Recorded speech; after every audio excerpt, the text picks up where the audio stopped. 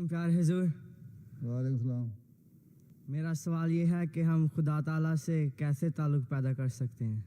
कैसे ताल्लुक पैदा करते हैं? প্রশ্ন হলো আল্লাহর সাথে কিভাবে আমরা সম্পর্ক বন্ধন দৃঢ় করতে পারি। আল্লাহ তাআলা বলেন, मेरी इबादत करो, আমি তোমাদেরকে ইবাদতের জন্য সৃষ্টি করেছি, मेरी बात আমার ইবাদত করো, मेरे नबी जो আমার কর্তব্যবাদে বিশ্বাস করো, আমার কথা মানো, तो तुम তোমাদের কাছে আমার নবীরা যে শিক্ষা নিয়ে আসে সেগুলো মেনে চলো, किसी তাহলে আমার নৈকট্য পাবে। तुमने लगानी होती है तो तुम दोस्त की बात मानते हो ना? এই পৃথিবীতে मानते हो तभी মানুষের সাথে যখন বন্ধুত্ব করো, বন্ধুর কথা তো মানোই, दोनों दोस्त हो।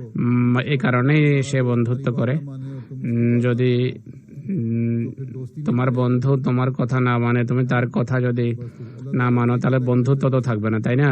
तुम मेरी बात मानो, আল্লাহ তাআলা এটি বলেন যে আমার সাথে বন্ধুত্ব করো, আমার কথা মানো, पैदा हो जाएगा। আমি তোমাদের কথা মানব, আর এভাবে সম্পর্ক গড়ে উঠবে। সে বলল, অনেক ধন্যবাদ হুজুর। जो जिसने आना पीछे